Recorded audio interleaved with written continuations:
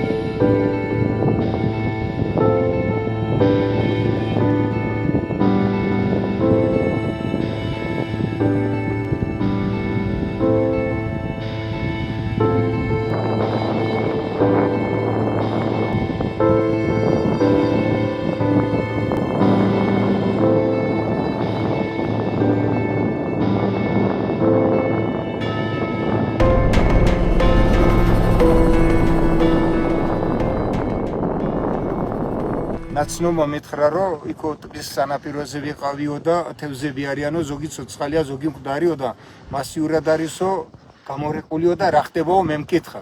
მან ახალ ჩამოსული იყო და დავინტერესდი და ჩამოვედი და აი რა შეგვხვდა, რა დაგვხვდა. მასიურად გამოვია ერთ რაღაცა 30 თუ 40 მეტრო და აი ამდენი თევზია და წარმოიდგინეთ ამის ფართობი და ირგვლივ რამდენი თევზი იქნება, მკვდარი ტონობით თევზია მკვდარი წალკის წყალსაცავში წარმოიდგინეთ.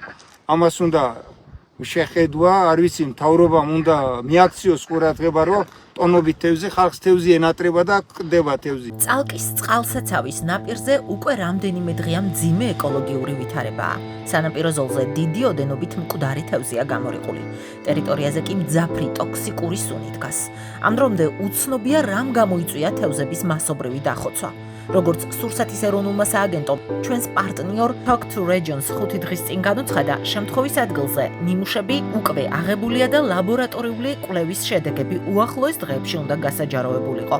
თუმცა დასკვნა ამ დრომდე არ გამოქვეყნებულა და არც ისაა ცნობილი, როდის გვეცოდინება, რატომ დაიხოცა ამდენი თევზი წალკის წყალსაცავზე. აგროგარემო ტივის 13 ივნის ადგილზე გადაღებული ვიდეო მასალა ეკოლოგმა ლევან ზაზაძემ მოაწოდა. ეკოლოგმა ადგილზე შეაფასა ვითარება და გითხრა, რომ ვითარება ყურადღებას და სწრაფ რეაგირებას საჭიროებს, რადგან დახოცილი თევზის ხანგრძლივად ღია სივრცეში დატოვება გარემოსა და ცხოველთა ჯანმრთელობისთვის დამატებითი რისკების მატარებელია.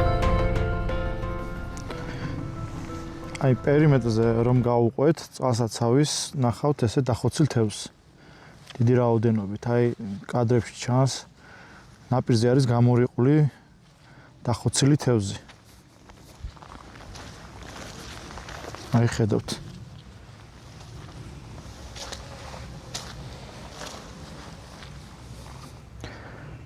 ესე რომ გავყვეთ თელ პერიმეტრზე, იგივე სიტუაციაა.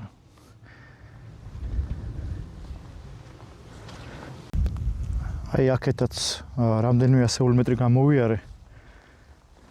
სანაპიროზე და იგივე სიტუაცია. კიდევ ხედავთ ამ ნაპირზე დახოცილ თევზს. უსიამოვნო სუნი დგას, იმიტომ რომ ეს გამორიყული ბიოლოგიური ნარჩენები ლპება და რაც უფრო მეტი დრო გავა, უფრო გაუსაძლისი იქნება არსებული მდგომარეობა. აი კადრებში ხედავთ რამხელა თევზები არის გამორიყული დახოცილი. წრე რო დავარტყათ, იგივე სიტუაცია იქნება ყველგან. აი ხედავთ. ადგილობრივი მოსახლეობა ითხოვს დახმარებას, რომ ეს მთლიანად რაც გამორიყულია სანაპიროზე ბიოლოგიური ნარჩენები შეგროვებული იყოს და გატანილი ტბის წყალსაცავის ტერიტორიიდან. ამის ვალდებულება გააჩნია წყალსაცავის მფლობელს, მე როგორც ვიცი, წყალსაცავის მფლობელი არის ხელისუფლება, ადგილობრივმა ხელისუფლებამ უნდა უზრუნველყოს ამ ბიოლოგიური ნარჩენების შეგროვება და შემდეგ შესაბამისი მართვა.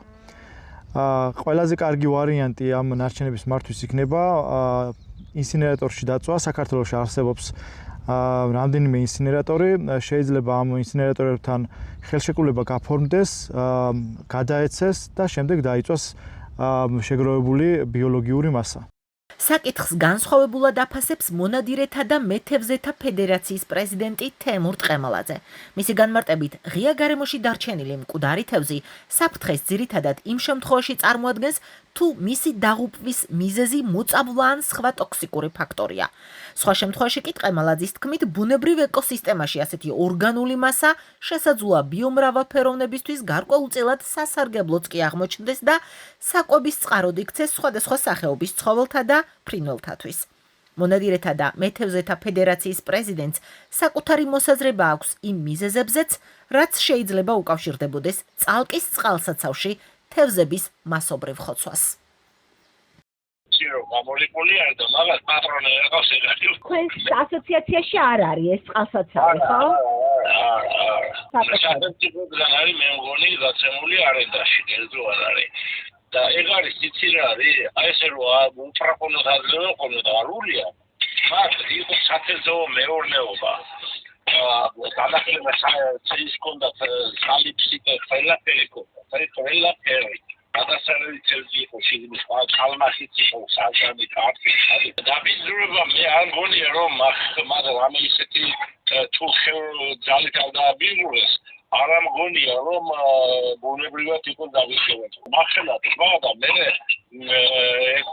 არის ალპური გენოცოდი. მათ ჩავოდის სუფთა წყლები, სასმელი წყლები, სუღელა. და შეიძლება ეს ბუნებრივად დაბინძურდეს. თუმცა აი მაგას რა თუ ერთება ხცია ზევიდან არა? აჰა. ღეში არის გული გაგისწრება თემის შენოფლები, რაღაცები, სად არის გარემოდა პრობლემა. ვეღარ ჩემ ახალგაზრდობაში მაგყავს საუდი ჩოულები ჩვენ. აჰა. გამადირო დავდიოდი. და რა მიგვი იცი ამ სოფლებს ყველას აქვს ნაგვი გუნკერები და რაღაცეები. მაგრამ ეთქობა იქაურობად პატრონი არ ყავს. რო არავინ ყურადღებას არ აქცევს. დაბინძურები შეიძლება ბევრი რამე იყოს. ეხლა შხამქიმიკატებს უშვებიან ნიადაგში თაგვისთვის, იმისთვის, ამისთვის. შეიძლება იქიდან გაიყაროს. არ ვიცი, მოკლედ, აი როგორი ითხრა ეხლა რა. თვითონ ბატონო თემურ, ნახეთ, აი ვთქვათ, ერთია მიზეზი. მეორეა უკვე დახოცილი თევზი როა, ასე ღია სივრცეში და დიდგნის ეს ჩიტები და ცხოველები დადიან იქ, ეგ რა ტიპის რისკია კიდე, ეგ ხო მეორე ამბავია. თვითონ გაიშინოს თევზი, შხამებით თუ არ არის შიგნი ორგანიზმში, თუ არ არის, საშიში მაშინ მაგე ბიომრავალფეროვნების ცუდიც არ არის, ფრინველი ჩამს, იშავს რა. ამას ანალიზები უნდა, ადგილზე დათვალიერება უნდა, რაღაც სერიოზული კომისია უნდა რაღაც. ასე არ ფიქრობს გარემოს დაცვის ყოფილი მინისტრი ნინო ჩხობაძე. მისი განცხადებით, მართალია, ბუნებაში თევზის ხოცვა ბუნებრივი და გარდაუვალი პროცესია, ბუნებრივი ციკლის ნაწილიც, თუმცა, როცა სახეზეა მასობრივი დახოცვის ფაქტი, ტერიტორიის დაუყოვნებლივი გაწმენდა აუცილებელია, რათა არ შეიქმნას დამატებითი ეკოლოგიური და სანიტარული რისკები, რომ არ მივიღოთ დაავადებისა და ინფექციის ახალი კერა. პრობლემა არ არის, რა თქმა უნდა, როცა ბუნებაშია და შეხება არ არის საკმნელთან, ან შეხება არ არის ადამიანი. თუ ეს მასიურია, ნებისმიერი დროს არ იყოს დაავადებული. თევზი შეიძლება არ იყოს დაავადებული. და მიდის და წნის შედეგად ხდება დამატებითი ავადმყოფობების გავცემა. კერა ხდება, ეს ხდება კერა. ამიტომ იმისთვის რომ პრევენცია მოხდეს, თევზი ამოვა წყალსაცავი. მაგრამ ზოგადად რა თქმა უნდა ბუნებაში გარკვეული რაოდენობა თევზების ხდება. ეს ბუნებრივი პროცესია. ბუნებრივი პროცესია და მაგრამ არა ეს შემთხვევა.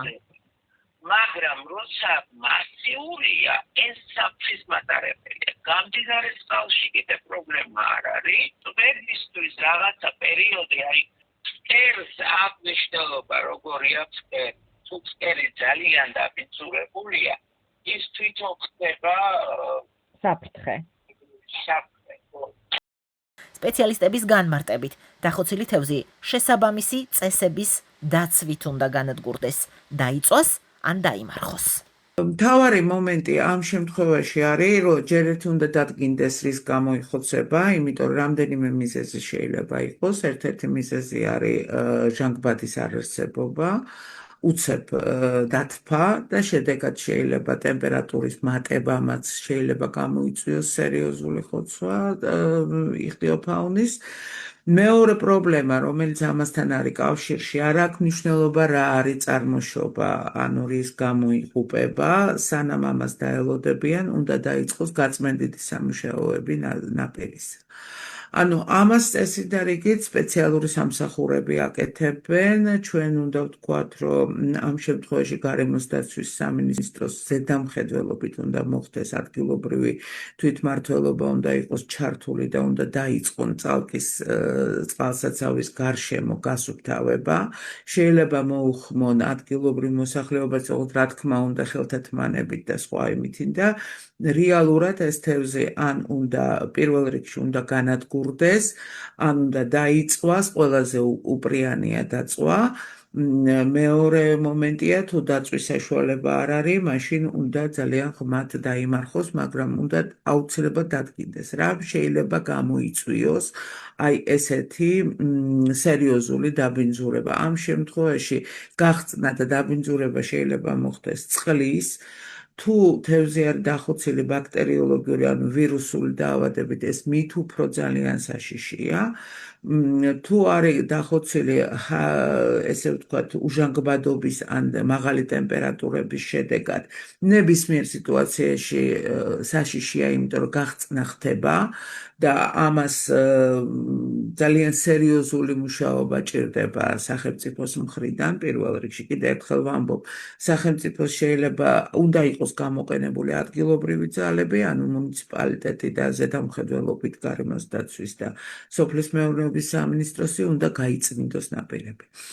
თუ ეს არ მოხდა, სუნი იდგება საკმაოდ დიდხანს და ჩვენ შეიძლება მივიღოთ სერიოზული პრობლემები უკვე სხვა საქონელთან მიმართებაში, იმიტომ რომ გახსნის ორგანული ნივთიერებების, ანუ ამ შემთხვევაში თევზის გახსნის შედეგად შეიძლება სერიოზული პრობლემები წარმოიშვას ზოგადად და გარდა დაბინძურებისა, ნაპირის დაბინძურებაც და შეიძლება დახოცვაც მოხდეს პირუტყვისა, თუ იქ პირუტყვი დაწყურებაზე არის გაშვებული და არის გაშვებული წალკაში დაწყურებაზე. ამიტომ ეს საკმაოდ საშიშია და თვითონ მოსახლეობისთვისაც არ არის მიზანშეწონილი. გადამფრენი ფრინველებისთვის პირველ რიგში თვითონ წყალსაცავისთვის, იმიტომ რომ დაბინძურება მიდის წყალსაცავზე. სერიოზული დაბინძურება მიდის. ამიტომ თუ ნაპირები არ გაიწმინდა, ეს არის ერთ-ერთი სერიოზული პრევენციული ღონისძიება, რომელიც არის ჩასატარებელი. დიდი რაოდენობით დახოცილი თევზის რამდენიმე დღით ღია სივრცეში დატოვება ეკოლოგიურ და სანიტარულ რისკებს ქმნის. ტყობის პროცესში იზრდება ბაქტერიებისა და სხვა მიკროორგანიზმების გავრცელების საფრთხე, ხოლო თუ თევზების მასობრივი დაღუპვა ინფექციურ მიზეზებს უკავშირდება, დაავადების გამომწვევი აგენტები შესაძლოა სხვა ცხოველებზეც გავრცელდეს.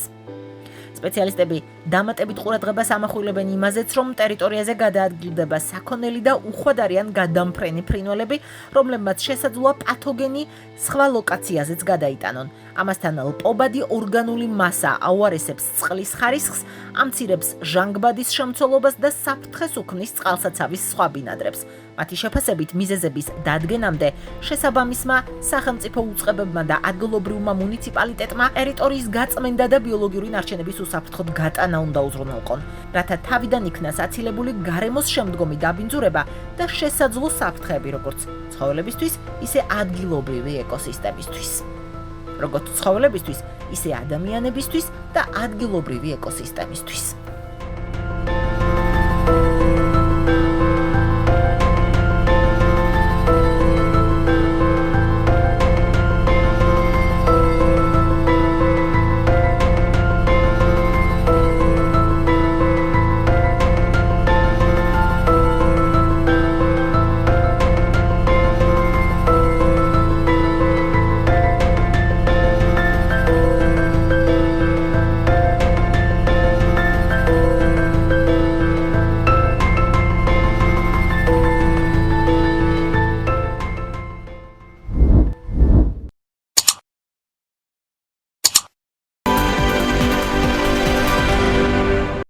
გზებზე ნაგვის დაყრასა და პირუტყვის გადაადგილებაზე კონტროლი მკაცრდება. საქართველოს საავტომობილო გზების დეპარტამენტში ახალი სამსახური შეიქმნება, რომელიც გზების დანაგვიანებისა და სხვა გარემოსდაცვითი წესების დარღვევის გამოვლენასა და მათზე რეაგირებას უზრუნველყოფს.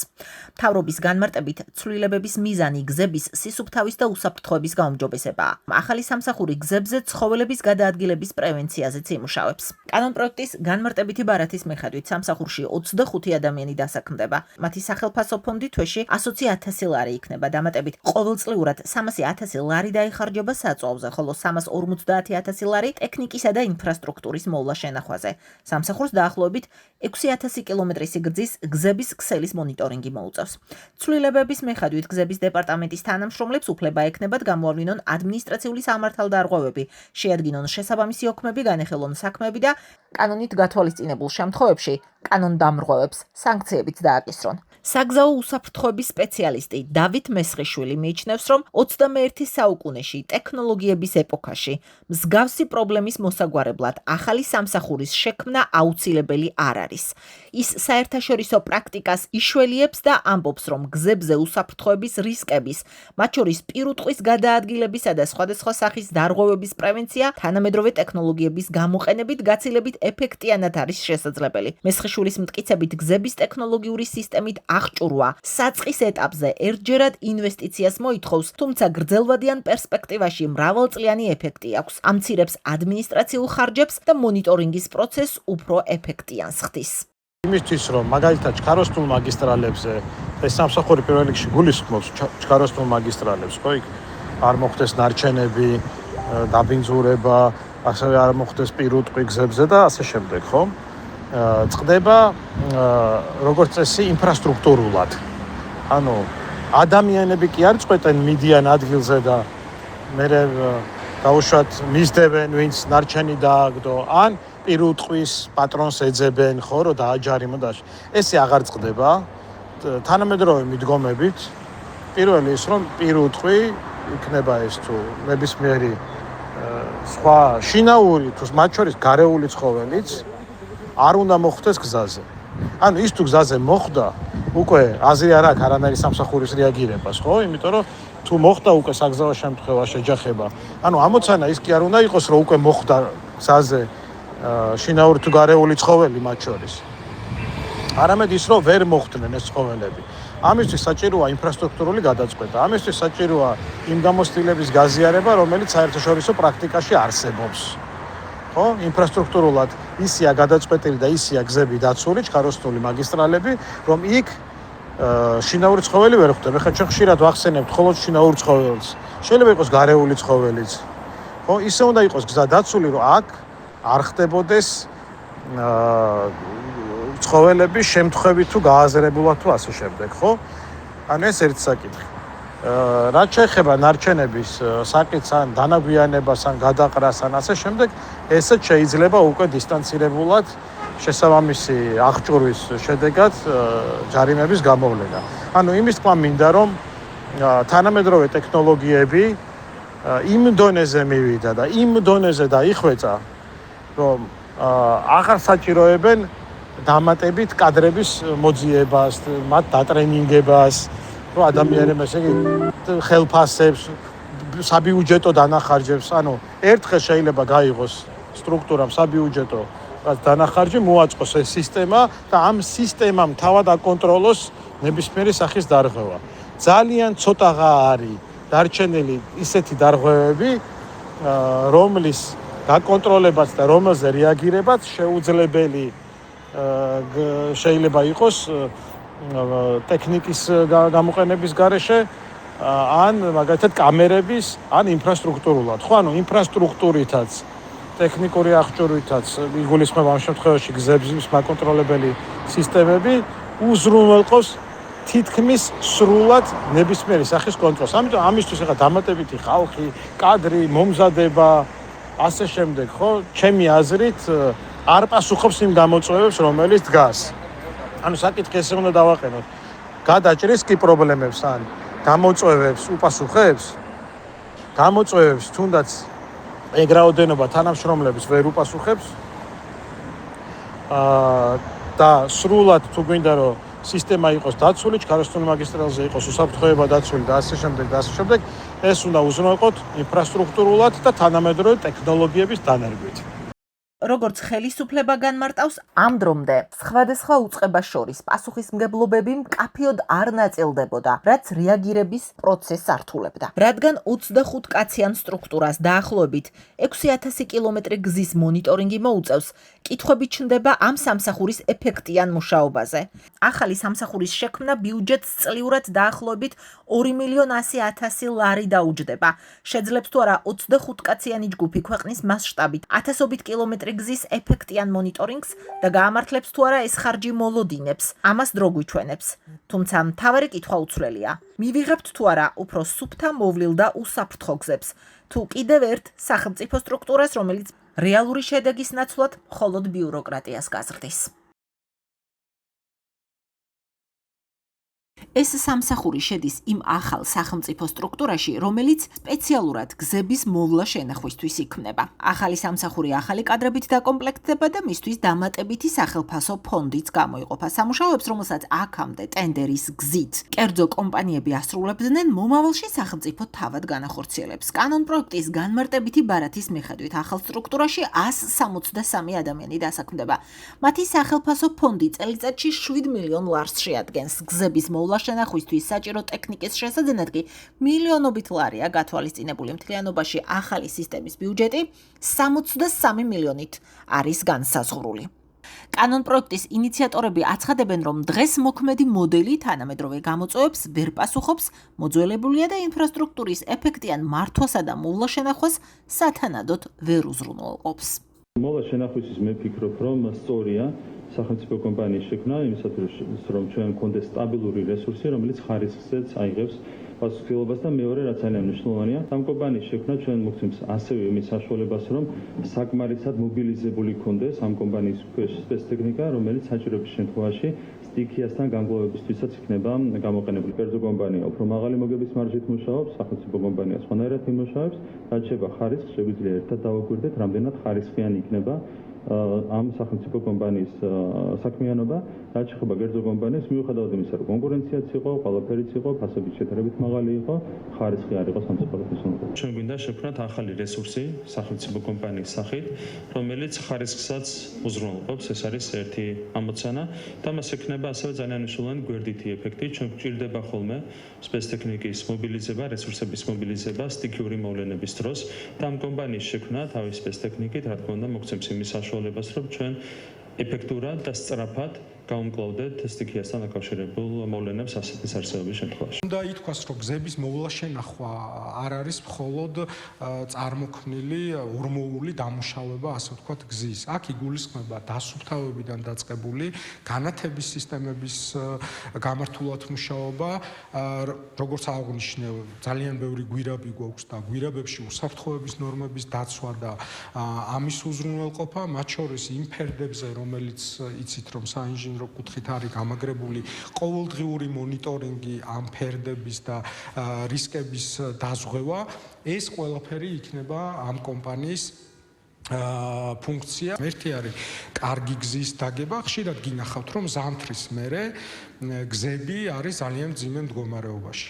ეს ძალიან ხშირად დიდწილად გამოწვეულია იმით, რომ ზამთრის პერიოდში მათ შორის გაწმენდითი სამუშაოები მიმდინარეობს ყოველგვარი ნორმების დარღვევით, რაც ჩვენ ყველამ ერთად უნდა გამოვასწოროთ. ეს არის 138 ხიდი და 59 გვირაბი, 105 კილომეტრი გზის მონაკვეთთან დაკავშირებით ვსაუბრობთ. ამას უკვე უბრალოდ გზის საფარის მოვლის საჭიროების გარდა გება რეალურად რთული კონსტრუქციული ნაგებობების მოვლის საკითხი და შესაბამისად შემოვდივართ წინადადებით, რომ გზების მოვლა შენახვის, გზების ან გზის მონაკვეთების მოვლა შენახვას და მიმართებაში გზების დეპარტამენტს ასევე შესაძლებლობა ჰქონდეს, რომ მოვლა შენახვის მოვალეობის შესრულება სრულად და ნაწილობრივ გადასცეს მის მართვაში არსებულ კერძო სამართლის იურიდიულ პირს. ინფრასტრუქტურის სამინისტროს მიერ საკანონმდებლო პაკეტის ინიცირებამდე ვიდრე მოხდებოდა იმის განსაზღვრა, რომ სახელმწიფო შპს შეიქმნებოდა გზის გარკვეული მონაკეთების მოვლა შენახვის მიზნით. მოხდა გარკვეული კვლევის ჩატარება, მოკვლეული იქნა ევროკავშირის წევრი სახელმწიფოების პრაქტიკას ავტომობილო გზების მოვლა შენახვის კუთხით და ამ შემთხვევაში იდენტიფიცირდა რომ ისეთ ქვეყნებში როგორიცაა გერმანია, ხორვატია, ნიდერლანდები, ესპანეთი სახელმწიფო შპს უზრუნველყოფს ავტომობილო გზების მოვლა შენახვას და აქ მნიშვნელოვანი ხაზი გაუსვათ, რომ მთავარი მაგისტრალების მოვლა შენახვა მმართველი გუნდის ოპონენტები დარწმუნებული არიან, რომ ახალი სტრუქტურის შექმნა მხოლოდ ბიუროკრატიის ზრდას გამოიწვევს და ქვეყანას საბჭოთა მოდელისკენ დააბრუნებს. მათი შეფასებით ეს კერძო სექტორის მიმართ გამოცხადებული ღია ბრძოლაა, რადგან კომპანიებმა, რომლებიც ამ დრომდე აღნიშნულ სამუშაოებს ტენდერის საფუძველზე ასრულებდნენ, უკვე განახორციელეს მნიშვნელოვანი ინვესტიციები იმავე ტიპის ძვირად ღირებულ ტექნიკაში, რომლის შეძენასაც ახლა სახელმწიფო ჩვენი ფულით ბიუჯეტის ხარჯზე გეგმავს. ეკონომისტებიც კრიტიკულად აფასებენ ინიციატივას და აცხადებენ, რომ სახელმწიფო კერძო სექტორზე ეფექტურად ვერასდროს იმუშავებს. მათი თქმით, ყველაზე პრაგმატული მოდელია, როდესაც სახელმწიფო მხოლოდ მაკონტროლებლის ფუნქციას ასრულებს. მათი შეფასებით, თუ გზების მოვლა შენახვას ახლა თავად სახელმწიფო აიღებს საკუთარ თავზე, პრაქტიკულად გაქრება დამოუკიდებელი კონტროლის მექანიზმი და გაიზრდება ბიუჯეტის არაეფექტიანი ხარჯვის რისკი. კრიტიკოსები იმასაც მიუთითებენ, რომ ახალი სახელმწიფო სტრუქტურის შექმნა წინააღმდეგობაში მოდის თავად მმართველი გუნდის რიტორიკასთან, რომელიც სახელმწიფო უწყებებსა და საწარმოებში ხარჯების ოპტიმიზაციას ეხება. ინიციატივას სკეპტიკურად უყურებს ბიზნესიც. ესეთი ინგლისური სიმღერა არის back to USSR. ეს არის ჩემი კომენტარი. ვაზრობ ფულის კატალოგს. რის საფუძველზე, რა ანალიზის საფუძველზე დაამტკიცეს, რომ სახელმწიფო კომპანია უფრო კარგად გააკეთებს რამეს, ვიდრე კერძო კომპანია. კითხვა. მარტივი კითხვა. ბაზიდან გასვლა მოუწევს თუ არა, ეს მეორე საკითხია. საერთოდ ამაზე ფიქრის არ უნდა ყოფილიყო. ან უნდა ვთქვათ, რომ მთლიანად სახელმწიფოს ვაბარებთ და ბრუნდებით საბჭოთა კავშირში, ან არ მესმის უბრალოდ რატო არის ეს რაღაც ექსპერიმენტი. კიდევ კოლაფსი სახელმწიფო კომპანიებს თუ ვაკეთებთ აკეთოს, მაშინ შენებლობაზეც გადავიდეთ სახელმწიფო კომპანიებს. პროექტირებაზეც გადავიდეთ სახელმწიფო კომპანიებს და საერთოდ რატომ დავანგრიეთ საბჭოთა კავშირი და დაგვიშავა თუ კარგი იყო. მეორე, იქნებ ვინმე დადოს ანალიზი. საერთოდ რაღაცა ვაკეთება, ანალიზი უნდა ითქვა, რატო იქნება ეს კომპანია უკეთესი კერძო კომპანია. და მესამე, ფოტოშოპის მერჩენელების დროს წინათაურობის დროს შექმნეს სახელმწიფო სამშენებლო კომპანია. და 2014-ში თუ 2015-ში დახურეს. რატომ? ხონდა გავერკვიოთ ერთხელ და საბუდობოდ, რომ ჩვენ მივდივართ საბაზრო ეკონომიკისკენ, თუ მივდივართ დირექტიული ეკონომიკისკენ. პირობითად გორიდან შეიძლება ყაზბეგში, სვანეთშიც ნებისმიერ დროს სახელმწიფომ დაავალოს თავის CP იქნება თუ როგორი სახითაც ჩამოყალიბდება, რომ ერთობლივად დროულად მოხდეს პრობლემების გადაჭრა. თუმცა ვინ უნდა გააკონტროლოს როგორ შესრულდა სამუშაოები, ანუ ამ შემთხვევაში ხლა წარმოუდგენელია კერძო საზედამხედველო კომპანიამ აკონტროლოს სახელმწიფო ორგანო როგორ აწარმოებს მოვლა შენახვის სამუშაოებს, ხო? ანუ გამოდის ისე რომ ხარისხი და ზედამხედველობას თვითონ უნდა გასწიოთ. ინტერესთა კონფლიქტი იმ ხელა დონეზე ჩნდება, რომ ესეთი წყობით არც ერთ თანამედროვე ევროპული თუ განვითარებული ქვეყანა არ მოქმედებს. კერძო სექტორს რა თქმა უნდა ალბათ უჩნდება კონკურენტი, იმიტომ რომ დღეს მდგომარეობით ზონებად არის საქართველოს დაყოფილი და თითოეულ ზონაში ცხადდება მოვლა შენახვის ტენდერები და სხვა ნებისმიერ კუთხეში თუ რეგიონში არის სხვადასხვა კომპანიები დიდი ხანია უკვე და წლები აგროვებენ როგორც სამუშაო გამოცდილების სამუშაო პერსონალს, ასევე ტექნიკას. პირობითად ჩარშან ვიღაცამ შეიძლება ძალიან დიდი თანხა ჩადო იმაში, რომ შემოეტანა ახალი ტექნიკა და უკვე დღეს დაინახა ის, რომ უცებ შეიძლება მისი საქმიანობა საერთოდ ასმოკლებული გახდეს. ახალი დეპარტამენტი შექმნეს, ახალი ბიუროკრატიული აპარატი, უფროსები, მოადგილეები, რაღაცა დეპარტამენტის ხელმძღვანელები, სამმართველოები, როგორ დაასაქმებენ ახლა აქ ადამიანებს, თქვენ ხო ძალიან კარგად იცით, გამომდინარე იქიდან რომ ქართული ოცნება არის ხელისუფლებაში, რა თქმა უნდა, პარტიული აქტივით გაავსებენ ამ სტრუქტურას და ეს სტრუქტურაც იქნება, ასე ვთქვათ, მტარზე ვენოკი, როგორც სხვა დანარჩენი სახელმწიფო კომპანიები. ეხლა დამატებით კიდევ ფული უნდა გადავიხადოთ ბიუჯეტიდან, რომ სპეციალური ტექნიკა შეიძინონ, ხო, გზების მოვლა-პატრონობა სპეციალური ტექნიკა ჭირდება და დაანონსა რომ 63 მილიონი დაიხარჯება ამაში და რატომ ხარჯავთ ამ 63 მილიონს, როდესაც უკვე ეს ტექნიკა არსებობს და არსებობს კერძო ბიზნესის ხელში. ობახიძე დაგვაბრუნა უკან, იმის მაგვირად რომ წინ წავსულიყავი და ბიზნესი განვითარებულიყო, პირიქით ყველაფერი სახელმწიფოს ჩამოკიდა. ფიციმ წამს ბოლო მაკვირვებს ამაყობს ირაკლი ხობახიძე უკვე წელიწად ნახევარია როგორ შეამცირა ხარჯები საჯარო სამსახურში და ოპტიმიზაცია გააკეთა სახელმწიფო კომპანიებში და თვითონ უკვე ყოველ კვირეულად ახალ სახელმწიფო კომპანიების შექმნას აინიცირებს და ეს უბრალოდ არათანმიმდევრული პოლიტიკის კიდევ ერთი ნათელი გამოხატულებაა. მეორე, რა გზით მოხდება ეს ვერ გეტყვით, მაგრამ დარწმუნებით შემიძლია გითხრათ, რომ ესე იგი ამ ხარჯებს არა ბიუჯეტიდან დაფარავს სახელმწიფო, არამედ ჩვენ მოგვიწევს უხარისხო ინფრასტრუქტურის მოვლის და ფაქტიურად თავიდან კეთებისა შეკეთების დაფინანსება. ცალკე სამსახური იმუშავებს გზების გასწვრივ უკანონო მშენებლობის აღკვეთაზე. აქ 25 ადამიანი დასაქმდება, რომელთა სახელმწიფო ფონდი წელიწადში დაახლოებით 1,5 მილიონ, 2 მილიონი ლარი იქნება. მათი ფუნქცია მაგისტრალების გასწვრივ უკანონო მშენებლობების გამოვლენა, დაჯარიმება და დარღვევების აღკვეთა იქნება. კანონ-პროექტის მიხედვით წლის განმავლობაში დაახლოებით 300 დარღვევის გამოვლენა და აღკვეთა იგეგმება, რაც ბიუჯეტს ჯარიმების სახით დაახლოებით 1,200,000 ლარს მოუტანს. სწორედ ეს სამსახური იქნება პასუხისმგებელი გზებზე ცხოველების მოხვედრის პრევენციაზეც, თუმცა რა მექანიზმებით და რამდენად ეფექტიანად მოხდება ეს, საგზაო უსაფრთხოების სპეციალისტებისთვის ჯერ კიდევ კითხვის ნიშნის ქვეშ რჩება.